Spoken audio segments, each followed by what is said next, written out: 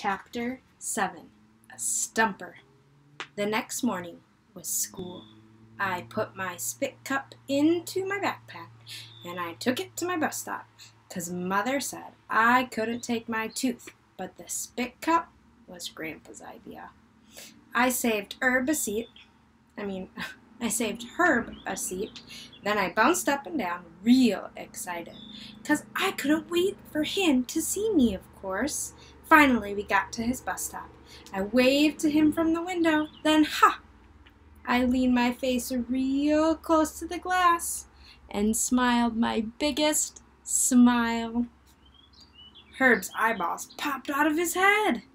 He ran on the bus zippity quick. "It came out, Herb, it came out," I said. "My tooth came out on Friday, and it's been out ever since. See me, Herb?"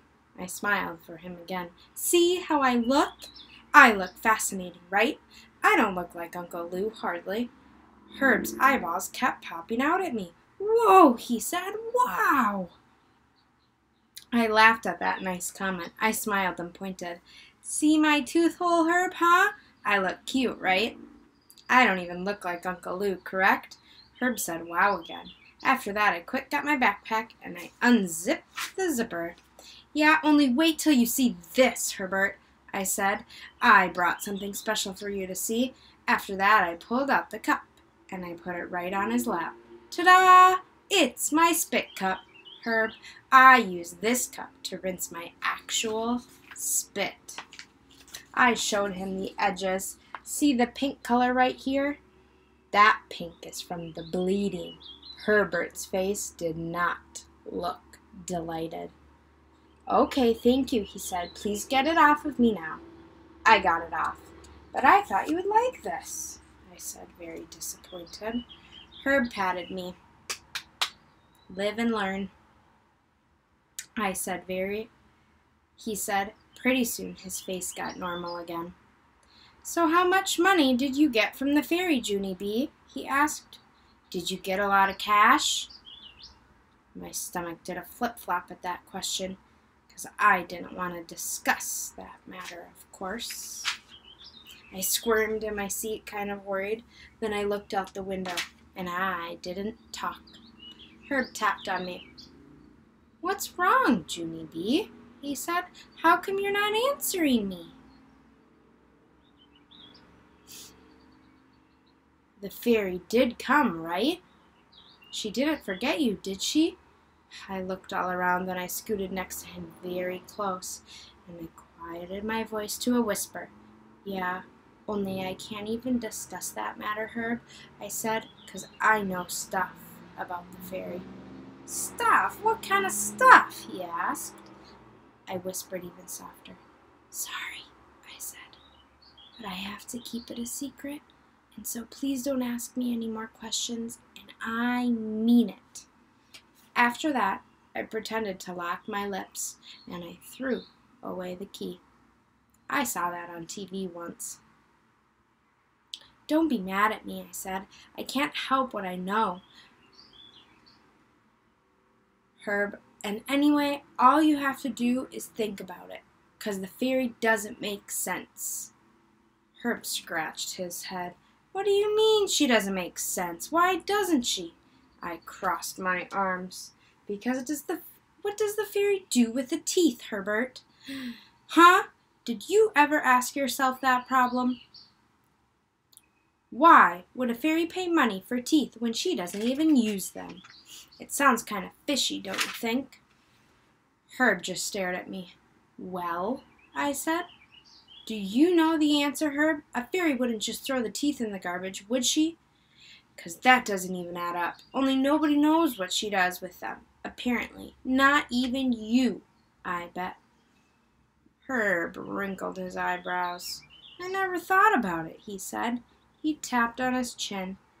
"What does the fairy do with the teeth?" That's a stumper, all right." After that, he slid way down in his seat, and he thought and thought some more. I thought some more, too. We rode to school real quiet. When we finally got to school, I started feeling shaky inside, 'cause I didn't want to get laughed at.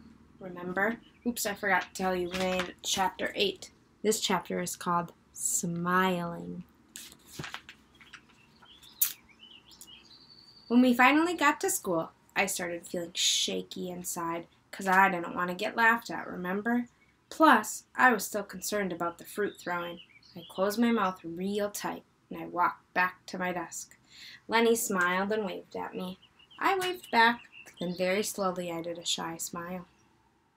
That's when Lenny jumped up from his desk and he did a loud whoop. Cool, he said. You look cool, Junie B. Jose heard Lenny and came to see. Then he grinned and grinned at my brand new smile and he gave me a happy high five. Give Miss Anderson a happy high five if you lost a tooth this year.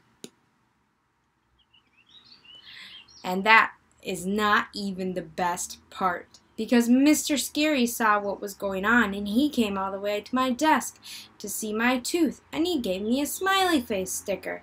After that, he clapped his hands together and he made an announcement to room 1. He told them I lost my tooth and he asked me to stand up and show them my very special new smile. I swallowed real nervous. Then I stood up kind of jittery and I opened my lips a teensy bit so the children could see my tooth hole. And you know what? And what do you know? Room 1 was happy for me. All of them smiled real nice, except not May, of course. May just rolled her eyebrows.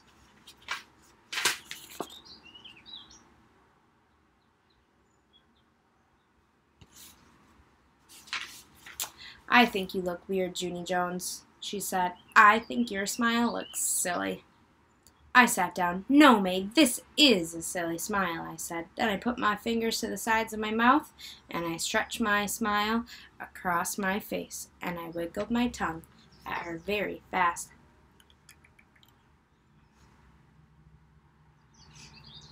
Lenny and Jose laughed and laughed, and guess what? At lunchtime, I made my smile even funnier, 'cause Lenny gave me a raisin, and I put it in my right tooth hole, and it stuck there very hilarious. Shirley laughed her head off at that joke. I am beginning to enjoy that girl. So, how much did the Tooth Fairy leave you? She asked. Did you get a bundle? Yeah, said Lenny. I was wondering that too. I started feeling squirmy again. I looked at Herb kind of worried. He tried to explain the matter to them. Well, Junie B didn't exactly leave her tooth for the fairy yet, he said. All of the children looked at me. Why? They said. Why didn't you leave it, Junie B? I squirmed some more. Then finally I took a deep breath. I've got issues with that fairy, that's why, I said kind of quiet. Issues? Asked Lenny. Like what kind of issues? I swallowed real hard. Issues like, well, you know, like what does she do with the teeth, for instance? I said. For a minute, nobody said anything. Then May made the cuckoo sign at me. What does the fairy do with the teeth? She said. What kind of dumb issue is that? I flashed my angry eyes at that girl.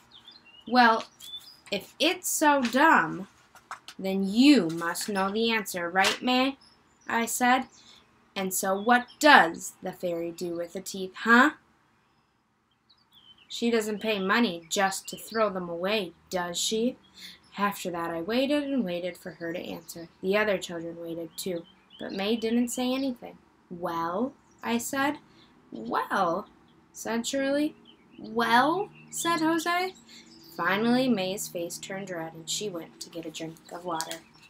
After that, the whole lunch table started talking about the fairy. Only no one knew what she did with the teeth.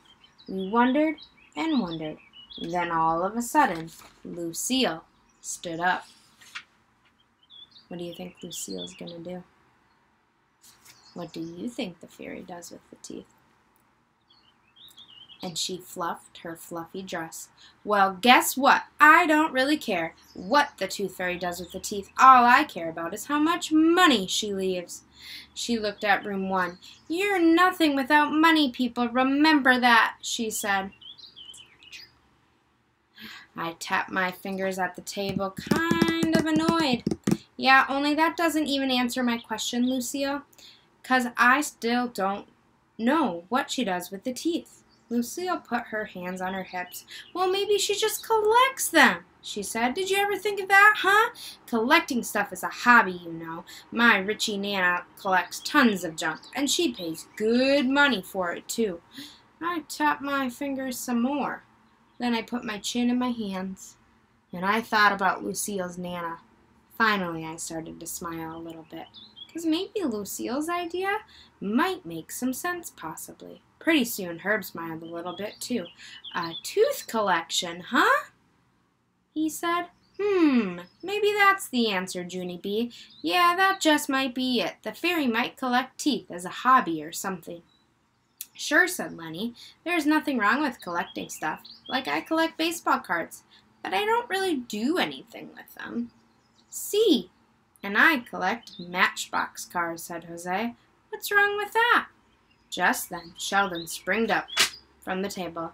Yes, and I collect vacuum cleaner bags, and the doctor says that's perfectly normal.